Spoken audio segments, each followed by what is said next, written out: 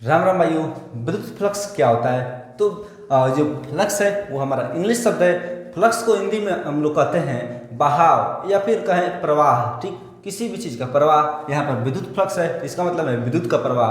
और यदि यहाँ पर वाटर फ्लक्स रहता, इसका मतलब होगा कि पानी का बहाव। ठीक, लेकिन यहाँ पर विद्युत फ्लक्स है, इसका मतलब विद्युत का बहाव। तो फ्लक्स मतलब बहाव होता है। तो फ्लक्स को विद्युत फ्लक्स को इंग्लिश में इलेक्ट्रिक फ्लक्स कहेंगे। ठीक, और ये जो हमारा फ्लक्स है वो इंग्लिश शब्द है। ठीक, इसका हम लोग डेफिनेशन समझते हैं, उसके बाद हम लोग इसको समझ जाएंगे।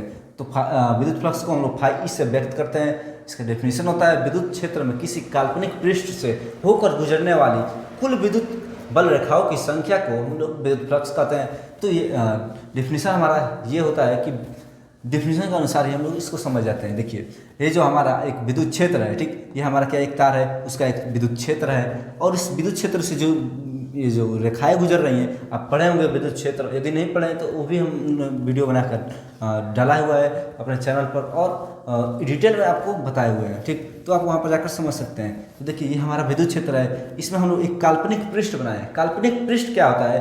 मतलब कल्पना करके कोई भी एक पृष्ठ बना रहे हैं। जैसे हम लोगों ने ऐसे बनाया है, और यहाँ पर हम लोगों ने ऐसे भी बना सकते हैं। मतलब कैसे भी करके कल्पना करके एक पृष्ठ बना देते हैं। ठीक, एक सतह बना देते हैं, तो उसको हम लोग विद्युत क्षेत्र में रख देते हैं। उस पृष्ठ को हम लोग विद्युत क्षेत्र में रख देते हैं। तो उससे जितने भी विद्युत बल रेखाएं गुजरेंगी, वही उन्हीं की संख्या को हम लोग विद्युत फ्लक्स कहेंगे। क्या कि उस काल्पनिक पृष्ठ से कितनी विद्युत बल रेखाएं गुजर रही हैं, उसी विद्युत बल रेखाओं की संख्या को हम लोग, मतलब कितनी गुजर रही हैं, उन्हीं को हम लोग कहेंगे विद्युत फ्लक्स। ठीक, इसका जो मात्रक होता है वो होता है न्यूटन प्रति मीटर स्क्वायर गुणे कूलम।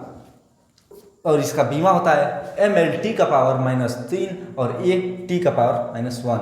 और इसका जो सूत्र होता है वो होता है हमारा फाई E बराबर E into DA cos theta.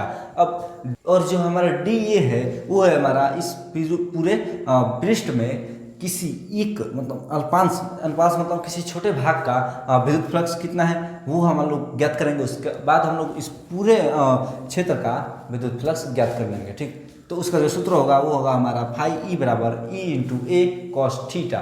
ठीक, और यदि आपको इसके बारे में डीपली अध्ययन करना है और फुल डिटेल चाहिए तो हमारे चैनल पर वीडियो बनाकर अपलोड किया गया है, और वहाँ पर अच्छे से एक्सप्लेन किया गया है। आप वहाँ पर जाकर लाइन बाय लाइन वीडियोज हमारा देख सकते हैं, और अपना नोट्स बनाना हो तो बना सकते हैं, क्योंकि वहाँ पर प्लेलिस्ट भी बनाया गया है।